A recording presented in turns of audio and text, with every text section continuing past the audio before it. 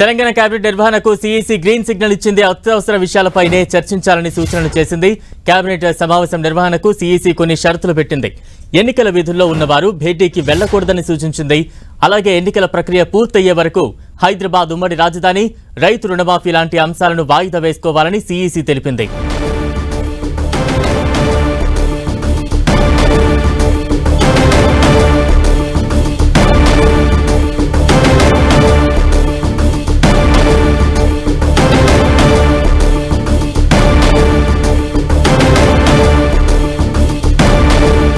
Telangana cabinet సమావేశానికి CEC green signal ఇచ్చింది. అయితే ఎన్నికల విధుల్లో ఉన్నవారు భేటీకి వెళ్లకూడదంటూ కూడా ఆదేశాలు జారీ చేసింది. కేబినెట్ సమావేశం నిర్వహణకైతే సీఈసీ కొన్ని షరతులు కూడా విధించింది. ఎన్నికల్లో విధుల్లో ఉన్నవారు భేటీకి వెళ్లకూడదంటూ కూడా ఈ సందర్భంగా పలు సూచనలు చేసింది. తెలంగాణ కేబినెట్ నిర్వహణకు గ్రీన్ సిగ్నల్ లభించింది. దీనికి సంబంధించిన బ్రేకింగ్ న్యూస్ చూస్తూ ఉన్నాం. అత్యవసర విషయాలపైనే చర్చించాలంటూ కూడా పలు సూచనలు చేసింది సీఈసీ. తాజా అప్డేట్స్ అందించేందుకు మా ప్రతినిధి కొండల్ సిద్ధంగా ఉన్నారు. కొండల్, మొత్తానికి 48 గంటల పాటు రాష్ట్ర ప్రభుత్వం కేబినెట్ మీటింగ్కి సంబంధించి ఈసీ నుంచి వార్త కోసం ఎదురు చూసింది. మొత్తానికి సెంట్రల్ ఎలక్షన్ కమిషన్ కేబినెట్ సమావేశం ఏర్పాటు చేసుకునేందుకు అనుమతి ఇచ్చింది. కొద్దిసేపటి క్రితమే సీఈసీ గ్రీన్ సిగ్నల్ ఇచ్చిన నేపథ్యంలో కేబినెట్ సమావేశం జరగబోతుంది. రేపు 90% రేపే కేబినెట్ సమావేశం ఉంటుందన్న సమాచారం అయితే ఉంది. అయితే ఎప్పుడు కేబినెట్ సమావేశం ఎన్నింటికి అవుతుంది, ఎన్నింటికి ప్రారంభిస్తారని మాత్రం ఇంకా క్లారిటీ రావాల్సింది. మొత్తానికైతే 48 గంటల పాటు రాష్ట్ర ప్రభుత్వం ఎదురు చూసింది. నిన్న ఉదయం నుంచి రాత్రి వరకు కూడా సెక్రటరియట్లోనే సీఎంతో పాటు మంత్రులందరూ కూడా ఉన్నారు. ఈసీ అనుమతి కోసం, ఈసీ అనుమతి వస్తే తప్ప కేబినెట్ మీటింగ్ జరగడానికి వీల్లేదు కాబట్టి ఈసీ అనుమతి కోసం వెయిట్ చేశారు. నిన్న రాలేదు. ఈరోజు మొత్తానికి ఎటకేలకు కొద్దిసేపటి క్రితం సీఈసీ ఇచ్చింది. అయితే ఈ అనుమతి ఇస్తూనే కొన్ని షరతులతో కూడిన అనుమతిని ఈసీ ఇచ్చింది.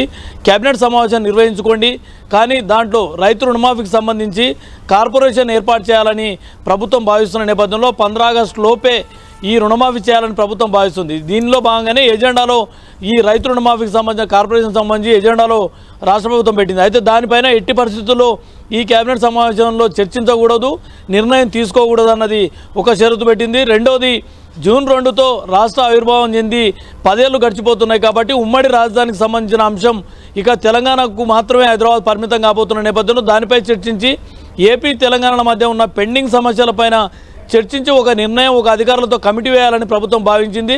అయితే ఈ అంశం పైన కూడా ఈ కేబినెట్ సమావేశంలో ఎలాంటి చర్చించకూడదు అని చెప్పి షరతును విధించింది. మొత్తానికి సీఈసీ ఇచ్చిన షరతుల్లో 2 ప్రధానంగా ఉమ్మడి రాజధానికి సంబంధించిన అంశం, ఏపీ తెలంగాణకు సంబంధించిన పెండింగ్ ఇష్యూస్, అదేవిధంగా రైతు రుణమాఫీకి సంబంధించి ఈ 2 అంశాలను ఈ కేబినెట్లో చర్చించకుండా ఏవైతే ఎసెన్షియల్ అనుకుంటున్నారో, అర్జెంట్ అనుకుంటున్నారో, జూన్ 4 లోపు ఏవైతే ఖచ్చితంగా చర్చించాల్సిన అవసరం ఉందనుకుంటున్న సబ్జెక్ట్స్ మాత్రమే ఈ కేబినెట్లో చర్చించాలని చెప్పారు.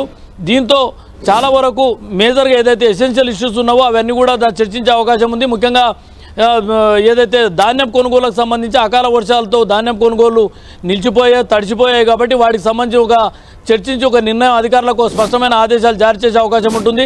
దాంతోపాటు ఏదైతే ఎడ్యుకేషన్ అకాడమిక్ ఇయర్ స్టార్ట్ అవుతున్న నేపథ్యంలో పిల్లలకు పాఠ్యపుస్తకాలకు సంబంధించి అనుకోండి, స్కూళ్ళకు సంబంధించిన అనుకోండి, ఇవన్నీ ఈ మౌలిక వసతుల ఏర్పాట్లకు సంబంధించిన అనుకోండి, దీనిపై కూడా చర్చించి ప్రభుత్వం కేబినెట్ ఒక డైరెక్షన్ ఇవ్వబోతుంది.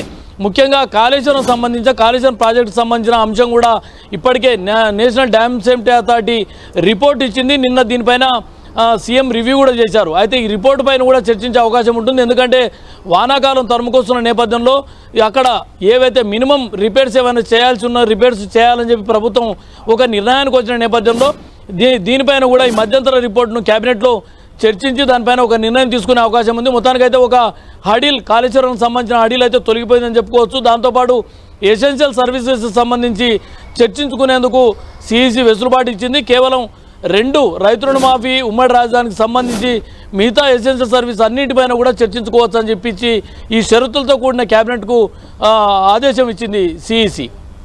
కేబినెట్ సమావేశం ఎప్పుడు ఉండే అవకాశం ఉంది? ఇప్పటికీ అంటే సమయం అన్నది ఇంకా క్లారిటీ లేదు. రేపైతే ఖచ్చితంగా కేబినెట్ సమావేశం ఉంటుంది.